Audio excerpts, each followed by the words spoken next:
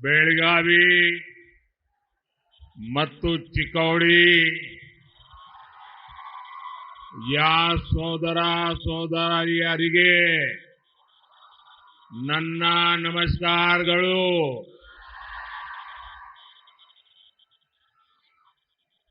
ताई भुवनेश्वरी और मां सौदत्ती येलम्मा को मैं प्रणाम करता हूं. भाइयों और बहनों, सबसे पहले तो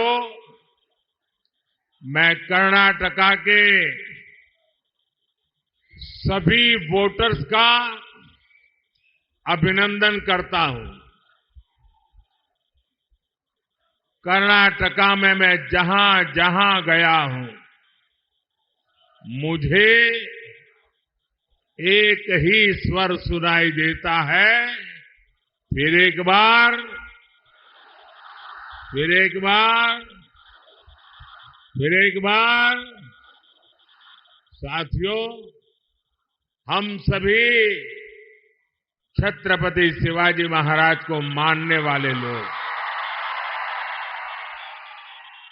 हम सभी भगवान बसवेश्वरा का अनुसरण करने वाले लोग, छत्रपति शिवाजी महाराज ने शक्तिशाली भारत बनाने के लिए जीवन भर संघर्ष किया. भगवान बसवेश्वरा ने अनुभव मंडपम से डेमोक्रेसी का रास्ता बताया. 10 साल में भारत शक्तिशाली हुआ. आप मुझे बताइए, भारत का शक्तिशाली होना आप गर्व करते हैं? आपको गर्व होता है? भारत की पहचान मदर ऑफ डेमोक्रेसी के रूप में होने लगी है. ये गर्व होने वाली बात है कि नहीं है? गर्व करने वाली बात है कि नहीं है? भारत से 25 करोड़ लोग गरीबी से बाहर निकले, और जब 25 करोड़ लोग 10 साल के भीतर भीतर गरीबी से बाहर निकलते हैं, तो हर हिंदुस्तानी का आत्मविश्वास बढ़ता है कि नहीं बढ़ता है? आपका आत्मविश्वास बढ़ा कि नहीं बढ़ा? और इसलिए देश कह रहा है, गरीबों के कल्याण के लिए फिर एक बार. साथियों, भारत जब आगे बढ़ता है, भारत जब मजबूत होता है, तो हर भारतीय खुश होता है. लेकिन कांग्रेस देश हित से इतना दूर हो चुकी है, परिवार हित में इतनी उलझ गई है कि उसे देश की उपलब्धियां अच्छी नहीं लगती है. अब आपको याद होगा, कांग्रेस ने HAL को लेकर कितना झूठ फैलाया, कितना झूठ फैलाया. कांग्रेस ने कोरोना काल को याद कीजिए. कोरोना काल में भारत की जो मेड इन इंडिया वैक्सीन थी, कोरोना की जो वैक्सीन थी, उस पर भी विरोध पैदा कर दिया. उसका भी यहां तक कह दिया ये तो भाजपा वैक्सीन है. भारत की हर सफलता पर उनको शर्म आने लगी है, और जैसे उनको भारत के वैक्सीन पे भरोसा नहीं, लोगों को उलझन में डालने की कोशिश की, उन्होंने ईवीएम के बहाने पूरी दुनिया में भारत की डेमोक्रेसी को बदनाम करने की कोशिश की. अभी 2 दिन पहले ही सुप्रीम कोर्ट ने ये कांग्रेस वालों को और उनकी पूरी टोली को ऐसा करारा तमाचा मारा है, ऐसा करारा तमाचा मारा है सवाल ये है, आखिर कांग्रेस देश का नुकसान होने वाली बातों पर झूठ फैला करके लोगों में विश्वास तोड़ने का काम किसके इशारे पर कर रही है? कांग्रेस के नेताओं ने ईवीएम पर तो झूठ बोला है और देश का हर नागरिक कहता है कितने महत्वपूर्ण विषय पर झूठ बोल करके आपने देश के लोकतंत्र को बर्बाद करने का षड्यंत्र किया है। आपको देश की माफी मांगनी चाहिए। साथियों, पिछले 10 वर्षों में बीजेपी एनडीए सरकार ने देश के नागरिकों की ईज ऑफ लिविंग के लिए बहुत काम किया है। इसका एक बड़ा उदाहरण है भारतीय न्याय संहिता। ये कांग्रेस वाले मानसिक रूप से अंग्रेजों की गुलामी में ही जी रहे थे, वो इससे बाहर ही नहीं आ पा रहे थे। वो तिरंगा झंडा फहरा करके तो आजादी की बात करते थे, लेकिन हर कानून व्यवस्था में मन से अंग्रेजी की गुलामी को जी रहे थे। गुलामी के कालखंड से प्रेरित इतना पुराना आजादी के पहले का कानून, क्रिमिनल जस्टिस सिस्टम का हटाना, भारतीय जनता पार्टी की सरकार ने उसको हटा दिया। अब भारत में न्याय संहिता में दंड को नहीं बल्कि नागरिकों को न्याय मिलने को प्राथमिकता दी गई है। इसमें आतंकवाद से जुड़े कानूनों को भी और सख्त किया गया है।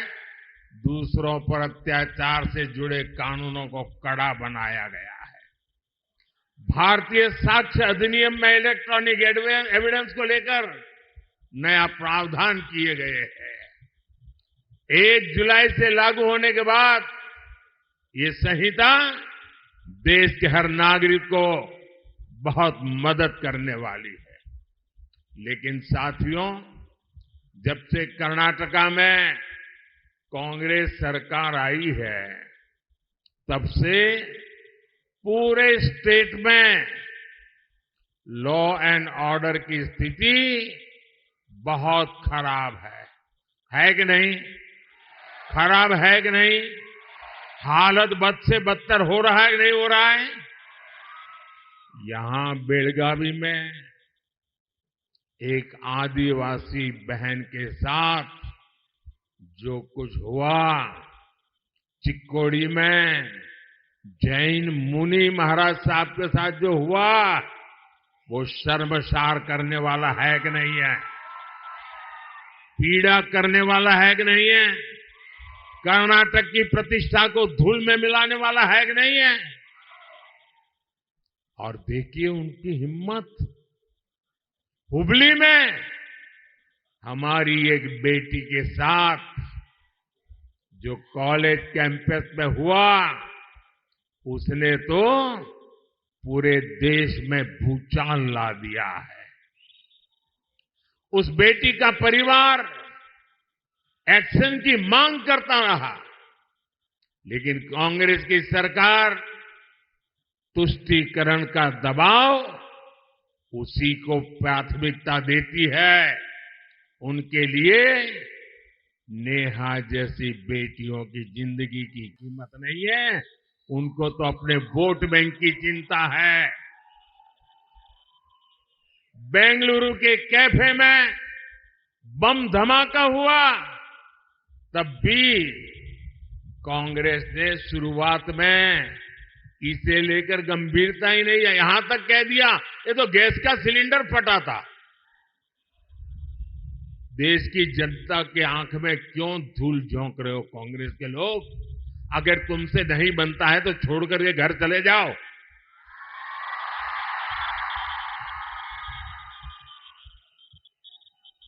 यही वही कांग्रेस के जो है जिसने वोट के लिए पीएफआई, जो आतंकवाद को पनाह देने वाला देश विरोधी संगठन, जिस पर मोदी सरकार ने प्रतिबंध लगा दिया है, ऐसे पीएफआई आतंकी संगठन का चुनाव में मदद करने के लिए, उनकी मदद लेने के लिए, वायनाड में एक सीट जीतने के लिए आप उसको सरेंडर कर रहे हो, उनके कारनामों का बचाव कर रहे हो। लेकिन भाजपा सरकार ने देश और समाज विरोधी पीएफआई को बंद किया है, उससे बड़े बड़े खैरखा जेलों में सड़ रहे हैं। भाइयों, साथियों, कांग्रेस ने हमारे इतिहास को, हमारी आजादी की लड़ाई को भी वोट बैंक के नजरिए से, तुष्टीकरण के नजरिए से ही लिखवाया है। और आज भी ये कांग्रेस के शहजादे उसी पाप को आगे बढ़ा रहे हैं। आपने कांग्रेस के शहजादे का एक ताजा बयान जरूर सुना होगा। ये शहजादे का कहना है कि भारत के राजा, भारत के महाराजा ये अत्याचारी थे, ये गरीबों की जमीन छीन लेते थे, जब मर्जी पड़े तब उनका सब हड़प कर लेते थे। कांग्रेस के शाहजादे ने छत्रपति शिवाजी महाराज, कित्तूर की रानी चिन्नम्मा जैसे महान व्यक्तित्व का अपमान किया है। इनका सुशासन, इनकी देशभक्ति आज भी हम सभी को प्रेरित करती है। जरा शाहजादे को पता है क्या मैसूरू राजघराने का योगदान? उनको याद नहीं रहा। मैसूरू राजघराने को आज पूरा देश गर्व के साथ देखता है कि नहीं देखता है।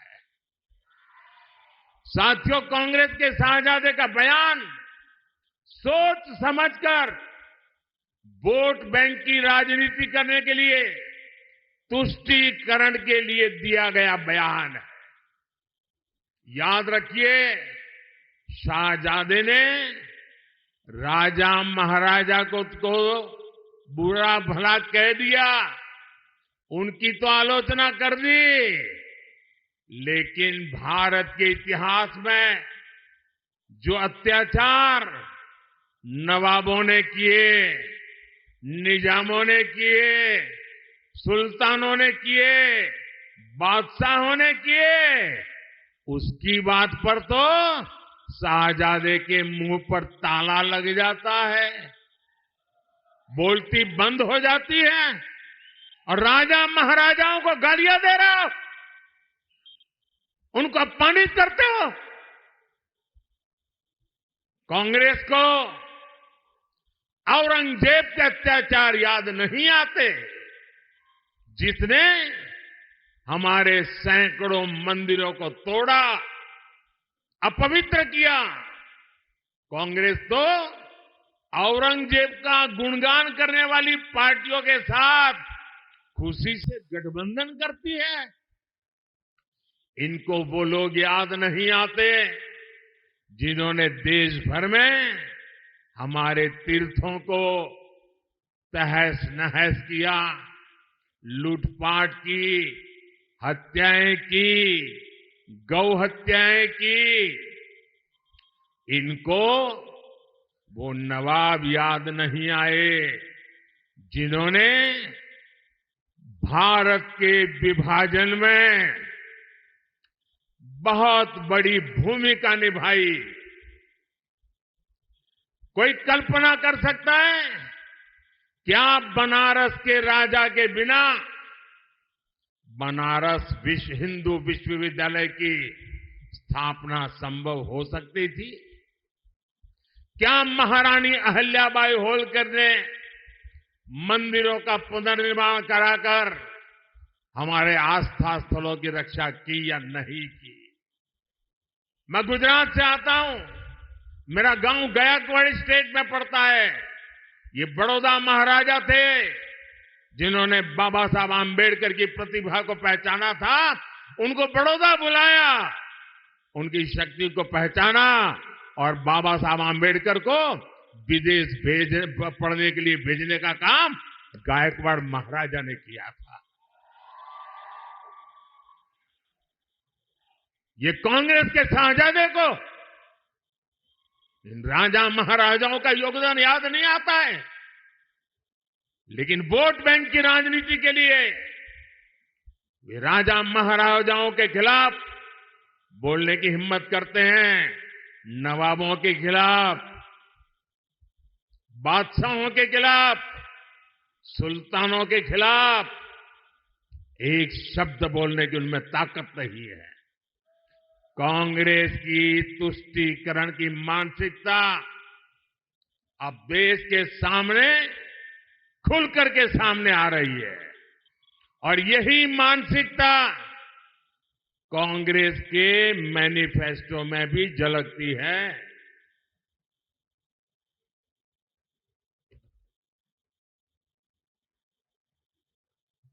साथियों,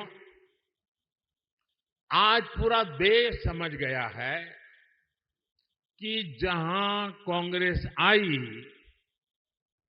वहां से विकास का पलायन गया, विकास का पलायन शुरू हो जाता है। कर्नाटका में भी यही हो रहा है। जब बीजेपी की सरकार यहां थी तो भारत में फॉरेन डायरेक्ट इन्वेस्टमेंट का बहुत बड़ा हिस्सा कर्नाटका में आता था, लेकिन अब यहां स्थितियां बदल रही हैं। जब से कांग्रेस सरकार यहां आई है तब से रोड के, इरिगेशन के सारे काम बंद पड़ गए हैं। यहां बिजली के कट लगने से हर कोई परेशान है, उद्योग परेशान है, लोग परेशान हैं और इसलिए ही लोग कहते हैं जहां कांग्रेस आई वहां बर्बादी लाई। साथियों, हमारा देश छोटे किसानों का देश है। कृषि क्षेत्र का कायाकल्प करने के लिए ये बहुत जरूरी है कि हम छोटे किसानों की संगठन शक्ति को एकजुट करें। इसलिए बीजेपी एनडीए सरकार एफपीओ, सेल्फ हेल्प ग्रुप और कोऑपरेटिव तीनों पर बल दे रहा है। बीजेपी सरकार में देश भर में 8,000 नए किसान उत्पादक संघ बने हैं, एफपीओस बने हैं। ये एफपीओस इनपुट कॉस्ट कम करने से लेकर किसानों को मार्केट रेट दिलाने तक में बड़ी भूमिका निभा रहे हैं। पिछले 10 साल में 10 करोड़ महिलाएं सेल्फ हेल्प ग्रुप में शामिल हुई है। इन्हें केंद्र सरकार ने लाखों करोड़ रुपए की आर्थिक सहायता दी है। केंद्र सरकार पैक्स को मजबूत करने के लिए भी लगातार काम कर रही है। सरकार 60,000 से ज्यादा पैक्स के कंप्यूटराइजेशन का काम भी पूरा करने में जुटी है। एनडीए सरकार शुगर कोऑपरेटिव्स को भी बढ़ावा दे रही है। बीजेपी सरकार ने पेट्रोल में इथेनॉल ब्लेंडिंग को बढ़ाकर गन्ना किसानों की बहुत बड़ी मुश्किल आसान की है। इथेनॉल ब्लेंडिंग की वजह से गन्ना किसानों को 70,000 करोड़ रुपए से ज्यादा उनको कमाई हुई है। चीनी मिलों पर बकाया होने की उनकी समस्या भी अब दूर हो रही है। लेकिन साथियों, यहां कांग्रेस ने फार्मर्स के साथ जो विश्वासघात किया है वो तो बहुत बड़ा पाप है। यहां जब बीजेपी की सरकार थी तो फार्मर्स के बैंक अकाउंट में 10,000 रुपये, 10,000 रुपये जमा होते थे। कांग्रेस की सरकार ने आते ही 4,000 रुपया देना बंद कर दिया। अब वोट मिल गया, अब किसान जाने, किसान का काम जाने, उनको परवाह ही नहीं है। अब मोदी जो 6,000 रुपया भेजता है वही किसान को जाता है, यहां के पैसे उन्होंने काट लिए। और पीएम किसान सम्मान निधि के पैसे आपको ऐसे ही मिलते रहेंगे। ये कर्नाटका वालों ने जो पाप किया है उसकी सजा आप इस चुनाव में दीजिए, और मोदी आने वाले वर्षों में भी आपको गारंटी देता है जो दिल्ली से भेजा जाता है वो चालू रहेगा। साथियों, आपका ये सेवक गांव, किसान, नौजवान, नारी शक्ति को सशक्त करके आपकी संपत्ति बढ़ाने में जुटा है। लेकिन कांग्रेस क्या कर रही है? कांग्रेस के शहजादे आजकल घोषणा कर रहे हैं, और भाई बहन दोनों कर रहे हैं, कि वो चुनाव अगर जीत गए तो पूरे देश का एक्सरे करेंगे, आपकी प्रॉपर्टी का एक्सरे किया जाएगा, बैंक के लॉकर का एक्सरे किया जाएगा, आपकी जमीन कितनी है एक्सरे होगा, आपके पास गाड़ी कितनी है, स्कूटर कितने हैं, साइकिल कितनी है, इसका एक्सरे होगा। महिलाओं के पास स्त्री धन कितना है, गहने कितने हैं, सोना कितना है, मंगलसूत्र कहां पड़ा है, इसका एक्सरे किया जाएगा। यानी ये लोग हर घर में छापा मारकर आपकी संपत्ति पर कब्जा करना चाहते हैं। आपकी संपत्ति पर कब्जा करने के बाद कांग्रेस इसे रीडिस्ट्रीब्यूशन की बातें कर रही है, अपनी पसंदीदा वोट बैंक को देना चाहती है। क्या आप अपनी गाड़ी कमाई की संपत्ति को लूटने देंगे? आपने बचाया हुआ सोना चांदी लूटने देंगे? क्या आपके मंगलसूत्र पर किसी को हाथ लगाने देंगे? कोई पंजा आपकी संपत्ति लूट सकता है क्या? मैं कांग्रेस को अलर्ट करना चाहता हूं, ये मंसूबे छोड़ दीजिए जब तक मोदी जिंदा है।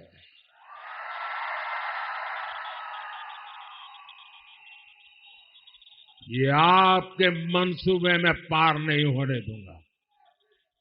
ये आपके खेल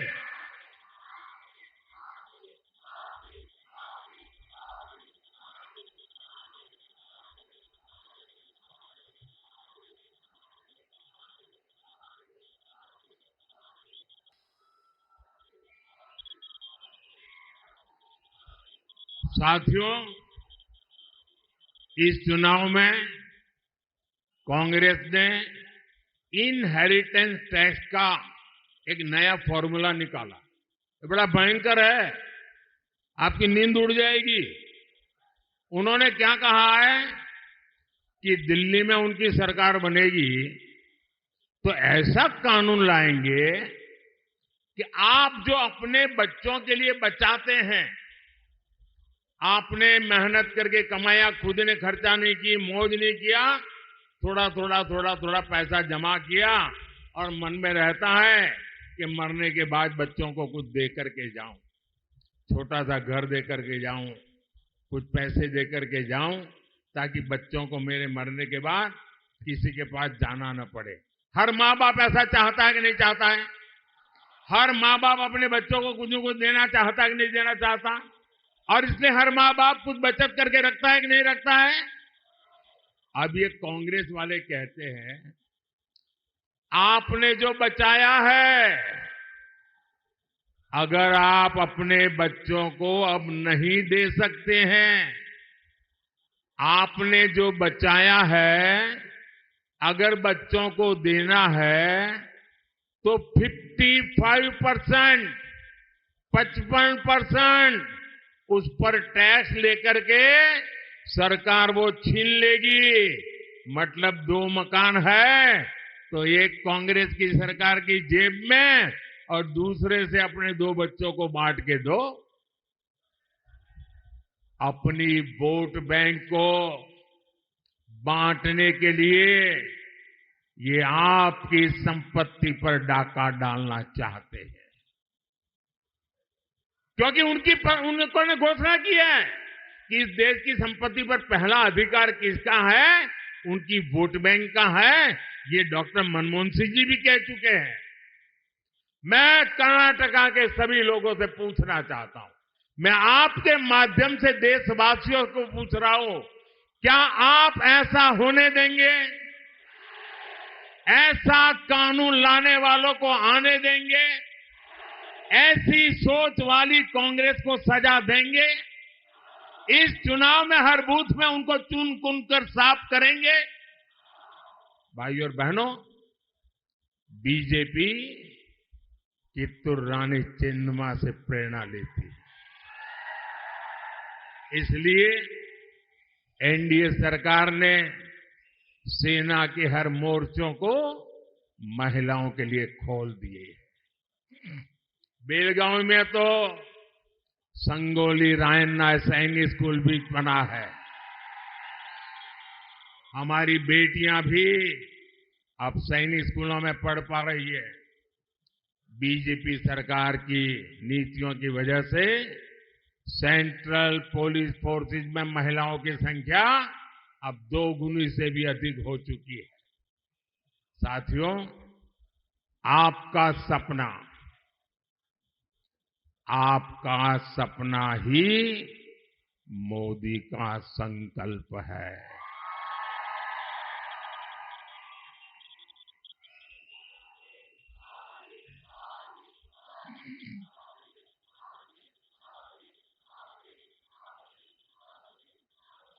आपका सपना ये मेरा संकल्प है और आपका सपना साकार करने के लिए मेरा पल पल आपके नाम, मेरा पल पल देश के नाम। 24/7 24/7 फॉर 2047 ये मोदी का वादा है। और इसलिए हमारे भाइयों बहनों, इस चुनाव में दिल्ली में मुझे कर्नाटका से मजबूत समर्थन की जरूरत है। मैं आज आपके पास कुछ मांगने के लिए आया हूं। मैं आपसे आशीर्वाद मांगने के लिए आया हूं। और इसलिए इस चुनाव में बेलगावी से हमारे बहुत पुराने साथी जगदीश शेट्टर जी को और चिकोड़ी से हमारे अन्ना साहेब शंकर जोले जी को ज्यादा से ज्यादा वोट दीजिए। और आप जब इनके लिए कमल के निशान पर बटन दबाएंगे ना, जब आप कमल के निशान पर बटन दबाएंगे तो वोट सीधा सीधा मोदी के खाते में जाएगा।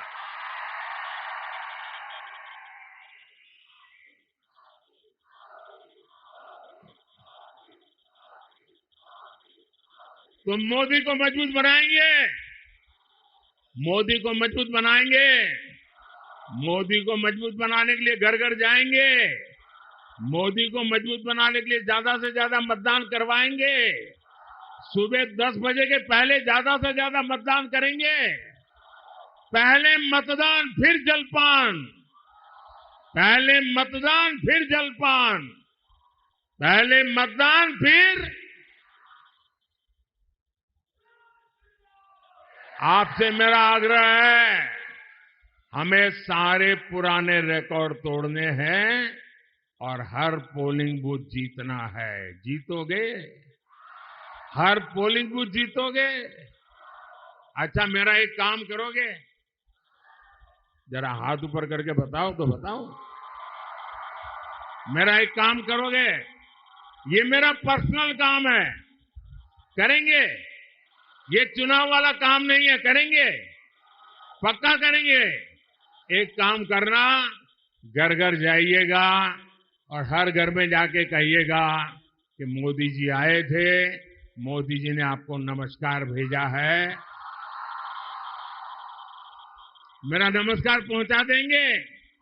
जब मेरा नमस्कार आप पहुंचाएंगे ना, तो हर परिवार मुझे आशीर्वाद देगा और हर परिवार का आशीर्वाद मेरे लिए एक नई ऊर्जा बन जाता है। और जब नई ऊर्जा बन जाता है तो मैं पूरी शक्ति के साथ आपके सपनों को साकार करने के लिए अपनी जिंदगी खपा देता हूं। और इसलिए मुझे आपके आशीर्वाद चाहिए। मेरे साथ बोलिए, भारत माता की, भारत माता की, भारत माता की। बहुत बहुत धन्यवाद। ನ್ಯೂಸ್ ಫಸ್ಟ್ ನಿರ್ಭೀತಿಯಿಂದ ನಿಮ್ಮ ಪರವಾಗಿ।